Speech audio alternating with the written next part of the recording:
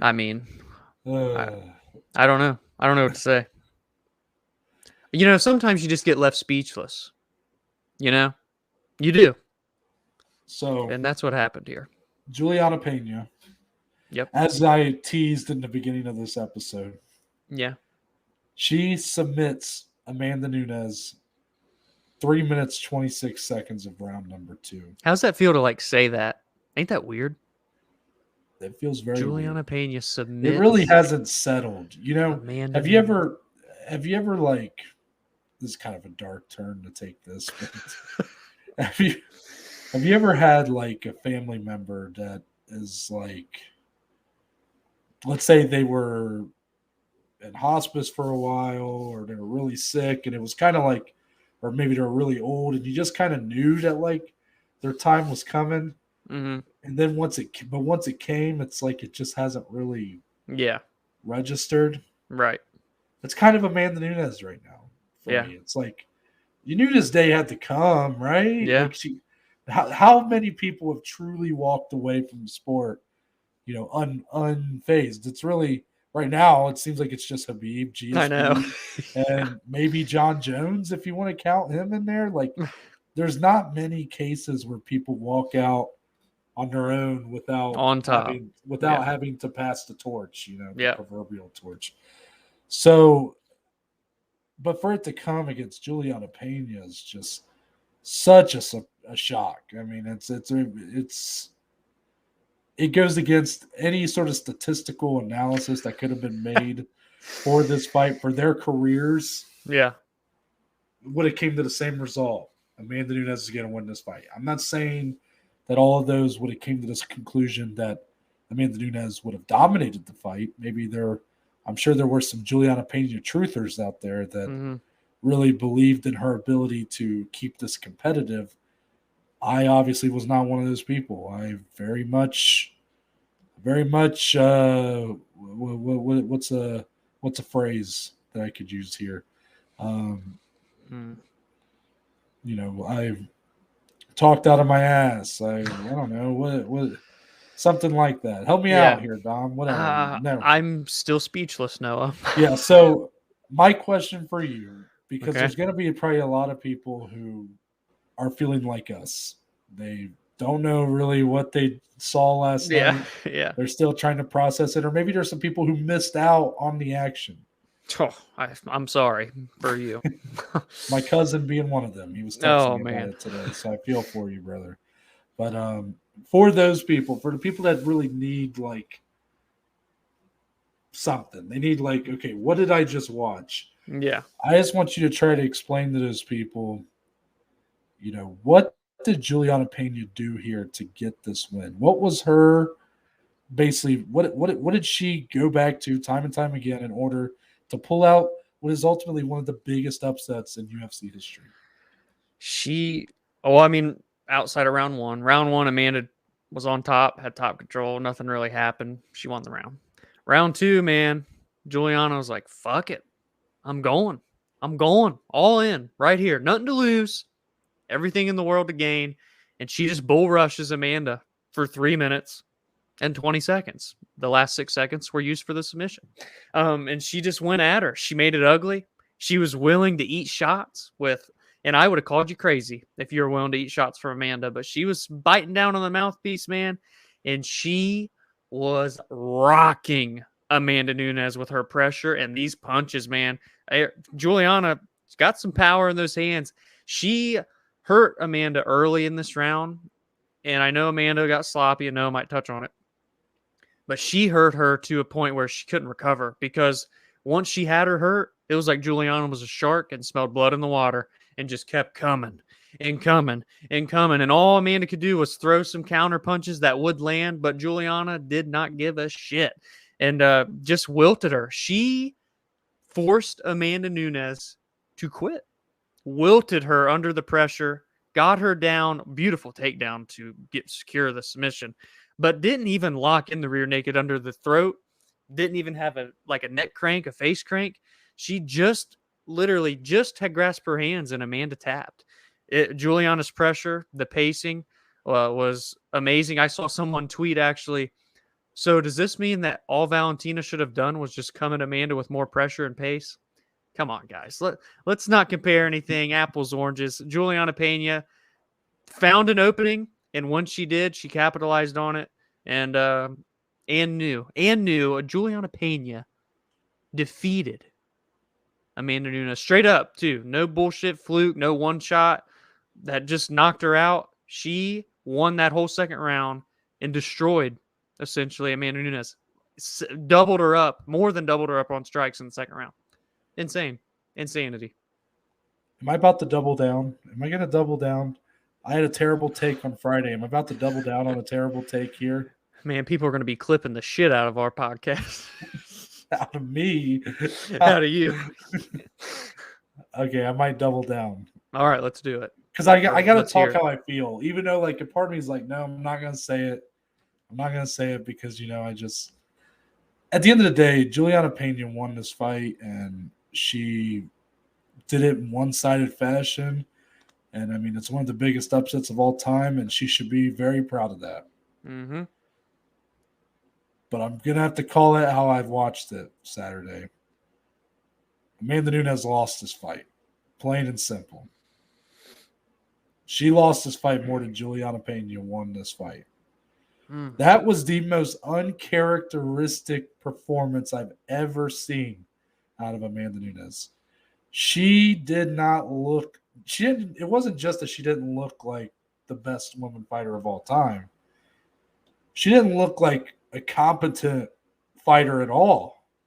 And while you can say, well, you got to give credit to Julianna for that, I don't know, because round one, like a pretty insignificant round all in all. I mean, yeah, Amanda won the round, but not a ton to take away besides Amanda kind of had the top control, but then Julianna was at least trying to threaten with the submission. So they kind of just had this like stagnant point.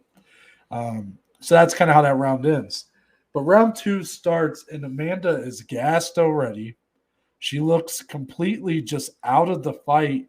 And, I mean, immediately when they started trading, I was like, why are Amanda's punches looking so bad? I mean, what I'm used to seeing with these powerful, fast, overhand shots turned into these slow looping right hands that you could see coming a mile away. And Julianna, being the smarter fighter in this fight, and was throwing just straight jabs on a line, and Amanda's head was just open for all of them. Mm-hmm. And I hate to talk like this because it feels like I'm kind of taken away from the victory, but I have to be kind of realistic with what I saw here, and that the reason why I'm so baffled is not just because, again, I know I said a lot going in about how I didn't really see where Julianna's route to victory was. But even once the fight took place, I didn't get, like, my takeaway is not that Julianna had this, like, fantastic performance. I mean, when they were trading shots, it's fun to watch. But, I mean, it's pretty brutal in terms of, like, actual technical ability. I mean, these were all a lot of arm punches. I mean, Julianna's not – it's still – even with that, the fact she made Amanda quit with striking, and yet it was pretty poor striking, if I'm being honest. And that's so crazy to say because she did it to the women's GOAT. She did it to one of the GOATs. But to me, I'm not saying that if they run this fight back that Amanda's going to win. I'm sure she'll still be favored and probably should be just because, I mean, look at the resume. But it just I just couldn't believe that someone who I've thought so highly of, who I just watched put on a clinic back in March was when she fought Megan Anderson. Yeah. And that was like what a fantastic – that was what I was expecting. She looked pissed off in that Megan Anderson fight. Yeah. She came at her. She dropped her with the feet or dropped her on the feet and then submitted her with one of the best submissions all year. I mean, that was badass. And then you follow that up just a few months later with – I mean, this was brutal. This was brutal to watch. And I don't know. Like, this whole division now is just like, I Yeah, don't know what's going this on now. division's weird. So obviously, Dominic, I know I just said a lot right there. Do you have anything you'd like to say, either in response to what I said or maybe your thoughts on the actual performances themselves? I know it sounds like I'm kind of maybe I'm not giving Juliana enough credit. It's just I can't help but by the end just go like I just feel like Amanda just looked terrible here. Yeah, it all just seemed to happen so fast, man. Like in the blink of an eye, I remember vividly sitting there after Amanda began eating some of these shots. And sometimes you can like look at a fighter if the camera angle hits right and you just see their face, there's not there. They're not in it. And I looked at our buddies that I was watching it with. I'm like, guys, if Amanda doesn't like shoot for a takedown here and try and get us to the ground, she actually like probably is going to lose. I thought she was going to literally get knocked out on the feet. It essentially looked like she was out on the feet for numerous times throughout the round. It was just crazy to me. And Juliana just found a way. And you said how the division's just so weird now. And obviously Amanda should rightfully be granted an immediate rematch, but and everybody else is pretty keen on like, yeah, that's what's going to happen. I don't know, man. Part of me Really? thought she was just going to straight up retire last night because she took all the gloves off, all the tape off. I was like, oh shit. But then she didn't. She said she's going to go back into the gym. She's going to get better from this, yada, yada, yada, which I respect. I love that. She gave all the respect in the world, Juliana. Awesome to see. After this, part of me views it as like, yeah, you can go get and win your title back, but clearly it's no given, obviously now. And if she does get the title back, then it's like, okay, do we do a trilogy with Juliana? She's beat everybody else in the division. Like, I didn't see, there's nothing else for her to prove to me at 135 pounds. I would be completely content with her never coming back to bantamweight. Juliana's the new queen. Let's do some new shit in this division because it's just weird. This division's a mess. Definitely the weakest of all the women's divisions. And in my head, what I think, and I'm going to let everybody know, let you know, I think we don't see Amanda at bantamweight anymore. I think we see her defend the belt one more time at featherweight, win or lose. That right now, sitting here on Sunday, December 12th, the immediate aftermath, that's what I think will happen in my head. Do you think that's Kayla Harrison? I do. To me, I don't see who else it could be because Kayla Harrison was mentioned on the broadcast last night, shown on the broadcast. There's no doubt at this point she's being signed. Yeah. And gosh, then even more thoughts go through my head. So it's like, okay, we have the female GOAT. She lost this belt. She's gonna welcome in this undefeated beast and Kayla Harrison. And like, could we potentially see Amanda lose both belts and then retire? Like, and then all of a sudden you have two new champions lifted up and held to the highest regard because you just beat the greatest female fighter of all time. And then, all right, here you go, UFC. Here you got two divisions now with very weird circumstances in both. Let's see what you do with them. I don't know. There's so many storylines that can come from a potential Kayla and Amanda fight. It's kind of mind-boggling there. But, yeah, I don't see Amanda at 135 again. I could be obviously wrong. She could easily become hungrier than ever and come and try and get that belt back. But right now, until otherwise, and I'll let you all know when otherwise is, that's what I think will happen. Yeah, I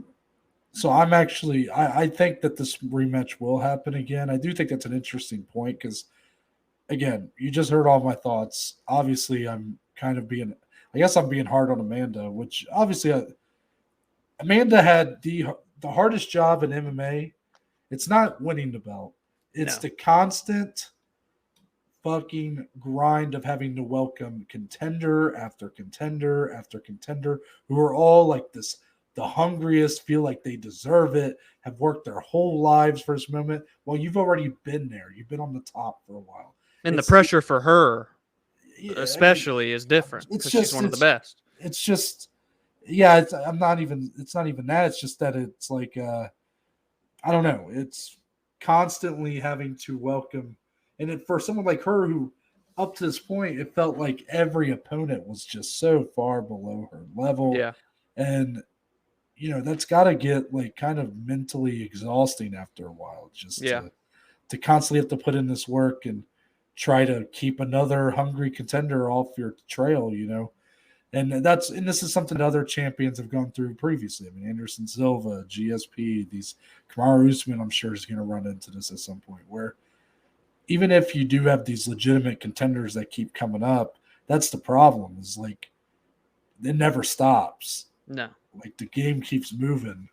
So I don't want to even though this was a bad performance, it was a bad night at the office, but she's still the woman's GOAT. She's Oh still yeah. one of the best to ever do it.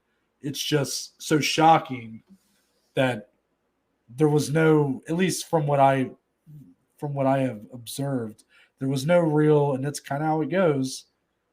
No real you know, it was no easing into this. It was like she went from looking like the best fighter in the world to pretty bad in just a fight. Yeah. And I'm not saying that what we saw Saturday, I hope is not really where Amanda is at this point in her career, but I do think we'll see this fight run back. I do. And part of me in my head, I'm going to lean towards Amanda, but it's just like, I don't know. I don't know. Maybe Yeah. Julianna, maybe if I watch that fight back again, maybe I see all the things that Julianna was doing that I didn't notice live or something. I don't know. But I just have a hard time believing that Amanda is as outmatched and as bad of a fighter as she showed, or as put it on as bad a performance as she did Saturday. I don't think that was truly a representation of where she is at this point in her career. It was just a representation of who she was that night. And Right. Julianna Pena was the better fighter that night. But who knows?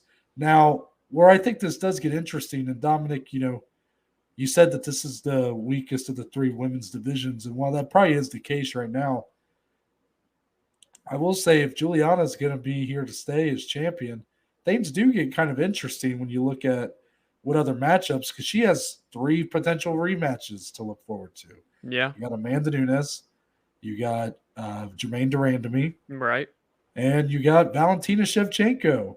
And let's be clear that Amanda being off the top of the mountain at 135 pounds has basically Yeah. opened the door for Valentina to have her potential run as a dual weight world champion. Oh man, you're opening And up all kinds of cans of worms. so, I mean, for Juliana, this doesn't get any easier either. She's going to have to try to first. She's going to have to try to beat the woman's GOAT again, and then let's say that doesn't happen.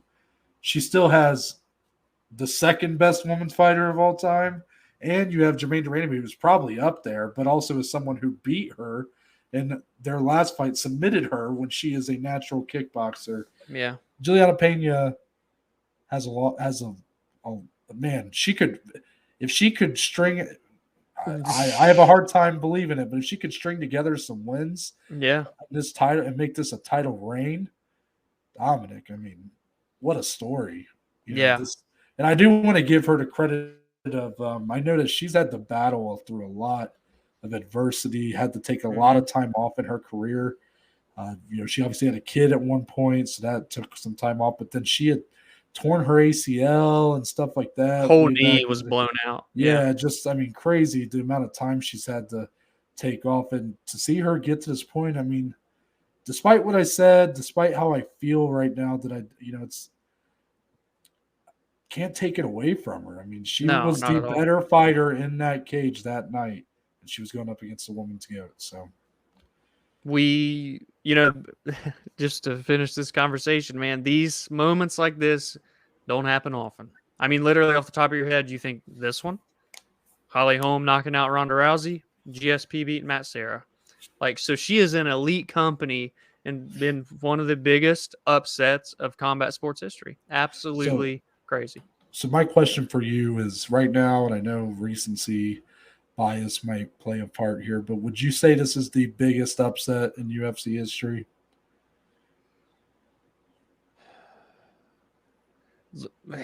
Hindsight, I guess, looking at what we see now, and we know how amazing that Amanda was.